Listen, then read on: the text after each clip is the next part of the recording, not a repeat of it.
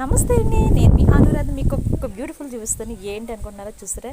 Bullet పచ్చిమిరకాయలు అండి. నిజంగా ఎంత బాగున్నాయంటే కాయలు గుండ్రపుగా ఉన్నాయి, కానీ కాయలు అనేది చాలా కారంగా ఉన్నాయండి. ఏం చేశానంటే నేను కాయలు మనం కూర వండుకున్నప్పుడు ఉంటాయి కదా, గింజలు సీడ్స్ మట్టుకు నేను వేసానండి. కాయ చూసారు ఎంత బాగుంది, పెద్ద సైజ్ అండి. కాయ కూడా చాలా పెద్దగా ఉన్నాయి, ఆయన గుత్తులుగా ఉన్నాయి. కారం కూడా చాలా కారంగా ఉన్నాయండి. నిజంగా చాలా బాగుంది. ఇగో నేను అయితే టబ్లో వేసానండి, నీళ్ళు వేసాను. అది మొక్క అనేది వచ్చింది. చూసారా ఎంతలా ఉందో. ఇది కుండీలోనే వేసాను, టబ్లో వేసాను మొక్క. చూడండి మొదలు కూడా ఎంత స్ట్రాంగ్గా ఉందో. మనం ఇచ్చిన పోషకాలు బట్టి కూడా కాయలు పిందులు నిలబడుతూ ఉంటాయండి. మనం వారానికి ఏదో ఒకటి ఇస్తూ ఉండాలి. ఈ వర్షం మీద కూడా ఎక్కువ వాటర్ ఎక్కువైపోవడం మొక్కలు కొంచెం పాడైనవి. మనం ఇచ్చిన బట్టి నిలబడుతుంది క్రాప్ అనేది. ఇలాంటివి చూపిస్తూ ఉంటాం.